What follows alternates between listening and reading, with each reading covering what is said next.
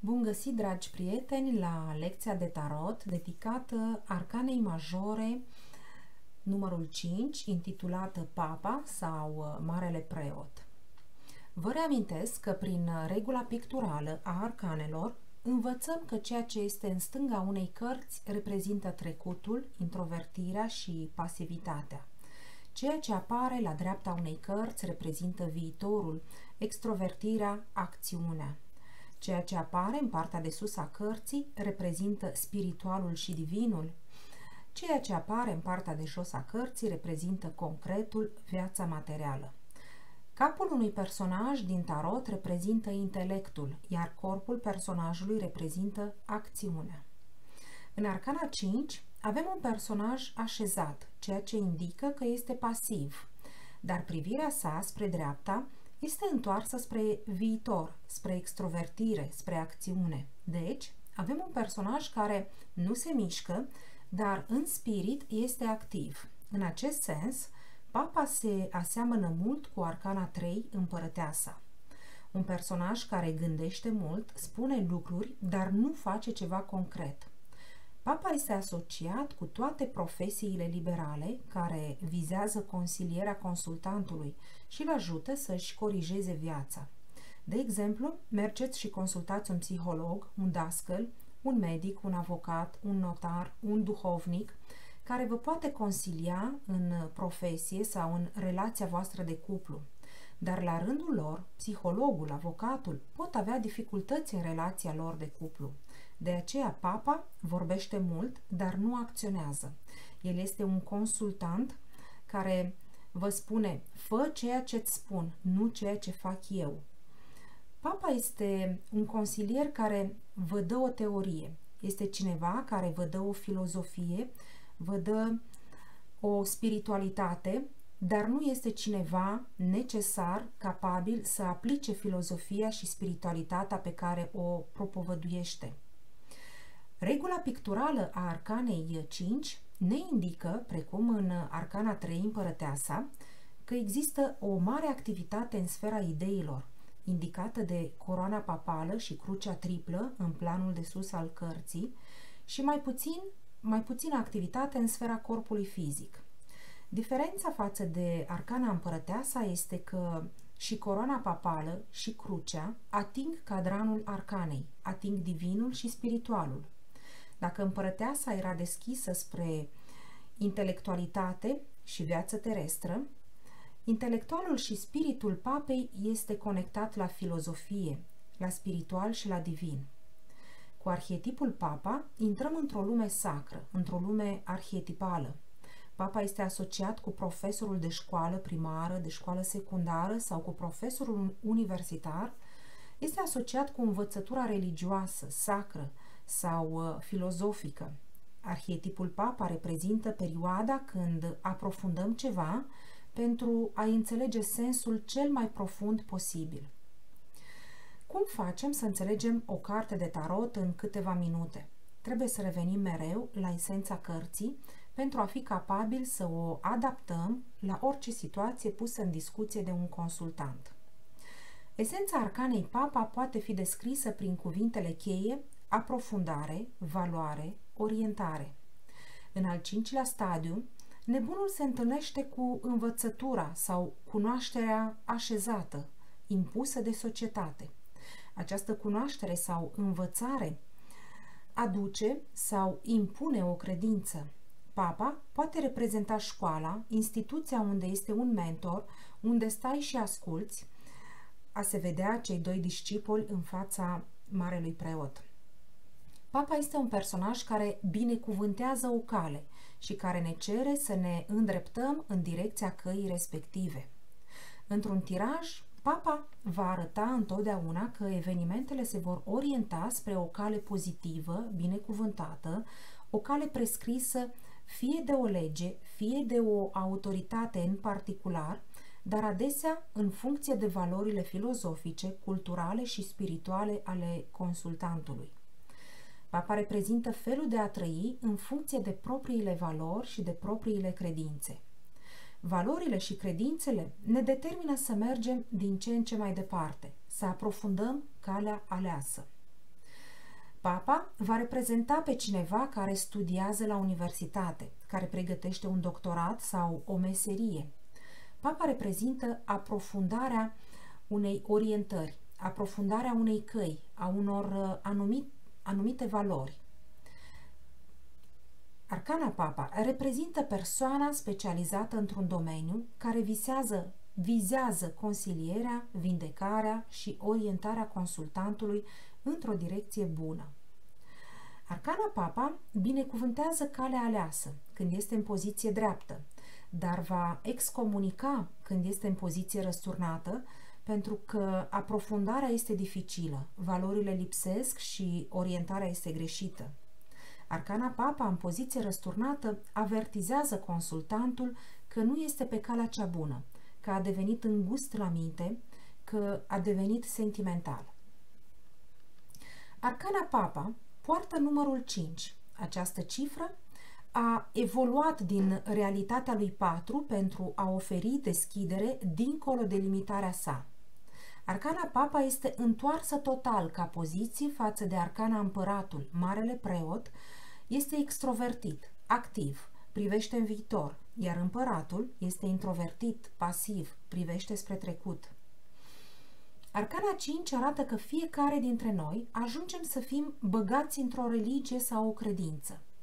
Papa nu se referă doar la religie, ci și la faptul că în acest stadiu ajungem să acumulăm un nivel de cunoaștere elevat sau depășit de normele și regulile împăratului, simbolizat prin coroana cu 4 etaje a Marelui Preot.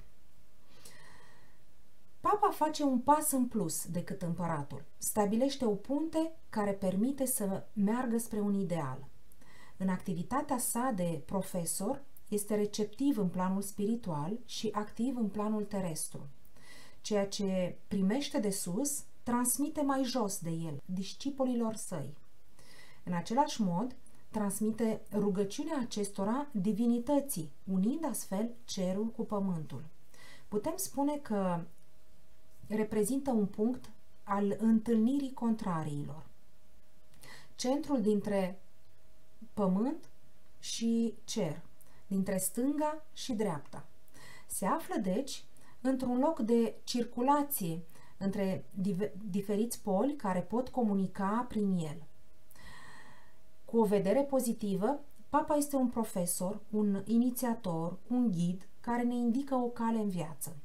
Spătarul tronului său este precum o scară. Putem spune că el unește treaptă cu treaptă, pas cu pas, corpul și spiritul.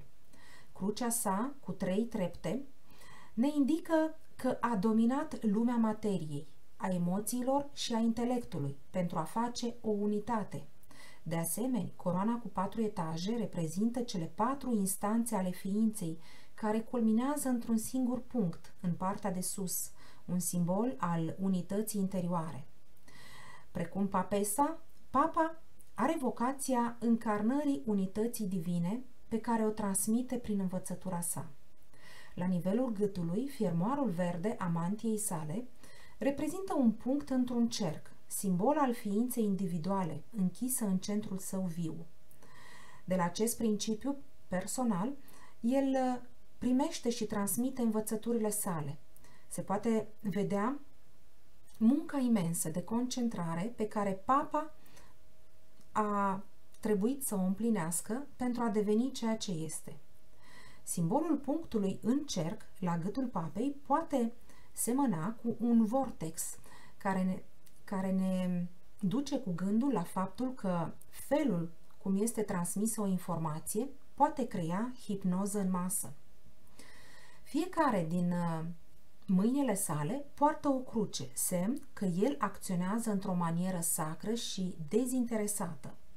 Mâna sa stângă, care ține crucea, triplă, este de culoare bleu, precum cea a ermitului. Se poate vedea semnul unei receptivități spirituale extreme în acțiune. Părul său alb este amprentat de puritate, dar cele 2 bare roșii ne semnalează că este vorba despre o puritate activă. O parte din barba sa este albă, dar în dreptul gurii ea are culoarea bleu, pentru a indica că cuvântul papei este spiritual. Se poate vedea de asemenea simbolul tăcerii pe gura sa în formă de X. Profesor, maestru, preot sau profet, papa nu poate să transmită tot. El păstrează o parte din secretul disciplinei pe care o transmite. Doi discipoli sau acoliți îl însoțesc. Observăm că este prima carte din prima serie zecimală, unde întâlnim mai multe persoane. Până la Arcana 5, personajul era singur sau însoțit de un animal, simbol al forței instinctive sau spirituale. Dar papa nu ar exista fără discipoli care adaugă credință învățăturii sale. Cei doi discipoli reprezintă două poziții distincte. Putem observa că mișcarea vortexurilor de pe capetele lor se inversează de la unul la altul.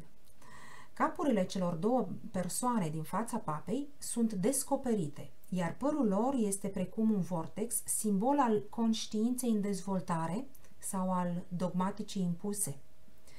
Discipolul din stânga are mâna ridicată și are tunsoarea care se învârte în sensul acelor de ceas. Papa nu privește în direcția sa, poate pentru că discipolul este în eroare. Mișcarea tunsorii sale indicând astfel involuția, mișcarea înapoi, în raport cu evoluția discipolului din dreapta. Sau poate că el reprezintă ceea ce numim în tradiția alchimică calea seacă, cea a studiului și a efortului. Discipolul din dreapta, din contră, primește învățătura papei prin crucea care atinge capul său. El întruchipează calea umedă, cea a receptivității imediate, a iluminării și a revelației. Tunsoarea sa merge în sensul invers a celor de ceas, spre stânga, spre latura introvertită. Are capacitatea de a înțelege sau de a păstra cunoașterea în taină, precum un papă. El ține în mâna sa un obiect străin, un pumnal sau o bilă mobilă, care poate varia în infinite interpretări.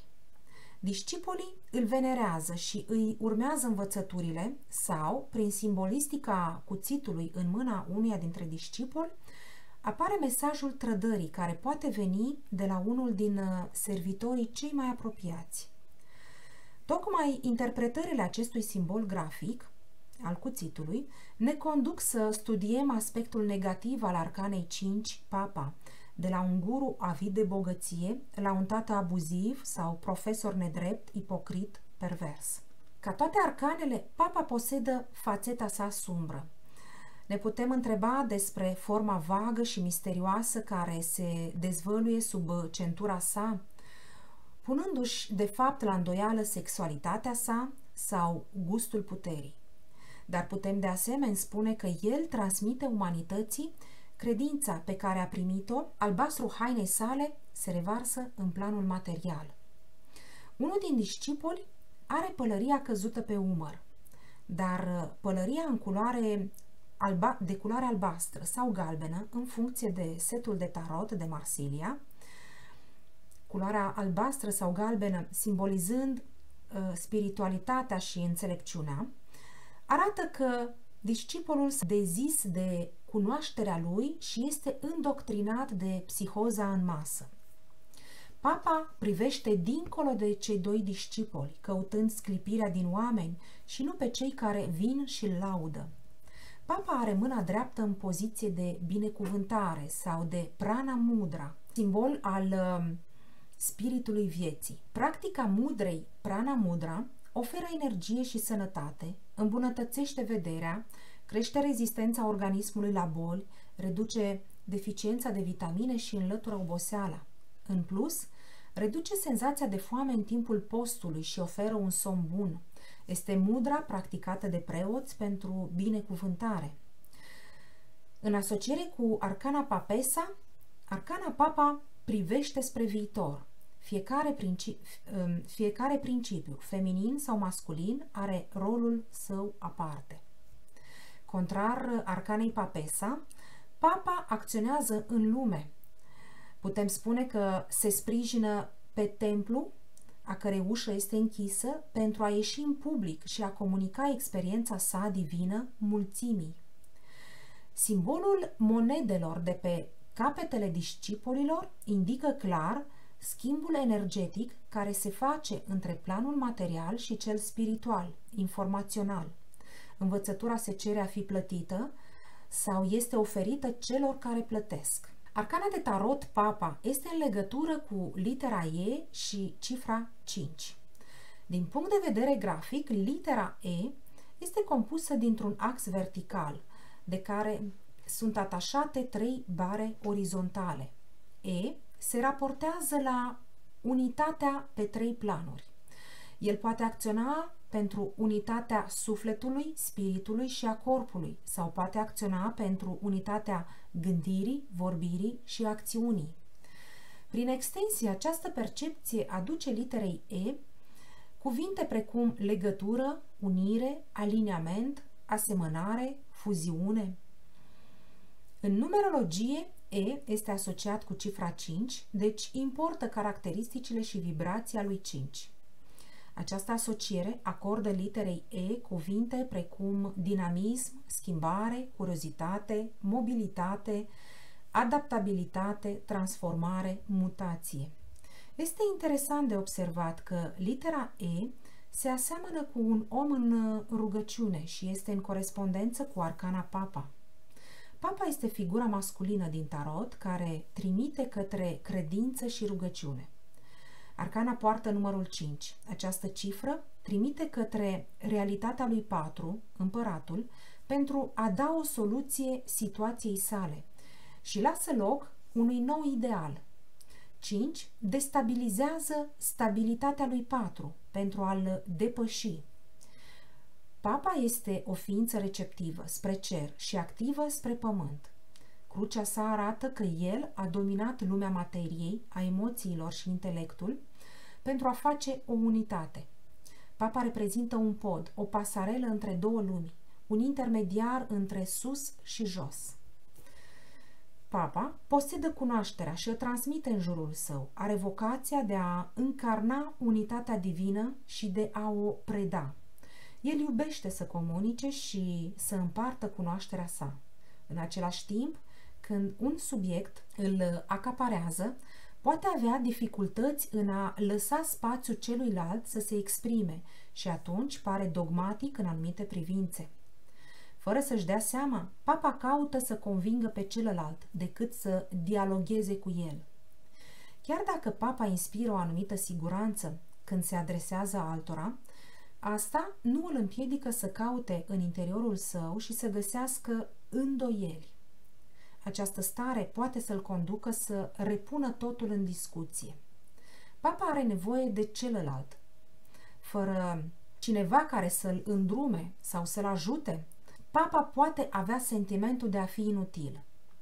Dorința permanentă de a fi văzut ca un ideal îl împiedică să-și arate defectele, să se deschidă către ceilalți și îl conduce să păstreze o anumită distanță față de persoanele care îl înconjoară.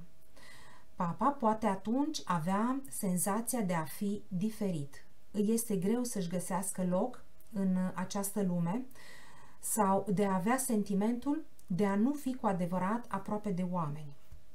Arhetipul Papa aduce literei E cuvinte precum comunicare, înțelepciune, transparență, transmiterea învățăturii, unitate, convingere, urmarea idealului, dogmatism, conservatorism, tradiție, mulțime, ghidare. În interpretarea unei identități sau a unui prenume, litera E trimite către faptul de a anima și a reda viață. Litera următoare informează despre ce vrem sau ce avem tendința să dăm vieții. Litera E pune în lumină felul în care ne exprimăm și convingem pe ceilalți sau ne lăsăm convinși. Literele care o înconjoară pot informa despre maniera în care o face sau dacă este propriul său ghid. În reprezentarea unei relații, arhetipul Papa arată că în relație unul vorbește, predică, și celălalt ascultă. Rolurile se pot schimba între cei doi. La un moment dat, unul îl poate diviniza pe celălalt sau va aspira să ajungă ca celălalt. Din exterior, cuplul poate fi perceput ca un cuplu de profesori sau precum preotul cu preoteasa lui alături, care poate învăța pe ceilalți, care au ceva de împărtășit celorlalți. Cuplul guvernat de Arcana 5, Marele Preot, pe de o parte este foarte prosper, pe de altă parte nu foarte stabil, pentru că 5 reprezintă independența, mișcarea, libertatea. Imaginați-vă că în acest cuplu există nevoia de a-și exprima, de a-și impune credințele și cutumele culturale. Dacă aceste credințe și tradiții nu rezistă în timp, dacă unul față de celălalt încalcă liberul arbitru al celuilalt, cuplul nu este de durabilitate. Dacă privim în domeniul astrologiei, vom vedea cea mai mare asemănare a arcanei Marele Preot cu zodia Săgetătorului, care este un filozof prin excelență, atras de ceea ce înseamnă religie, teozofie, filozofie sau știință, dedicat celor din jur, familiei sale, iar într-o structură superioară, lumii întregi. Săgetătorul este un om corect, cinstit și de o înaltă ținută morală, un bun sfătuitor căruia îi te confesezi cu plăcere, știind că, dacă poate, te va ajuta. Aceasta a fost lecția de tarot dedicată arcanei majore, Marele Preot sau Papa. Dacă v-a plăcut, lăsați un like, un subscribe sau abonați-vă la canalul meu de YouTube pentru a fi notificați când voi posta următoarele lecții.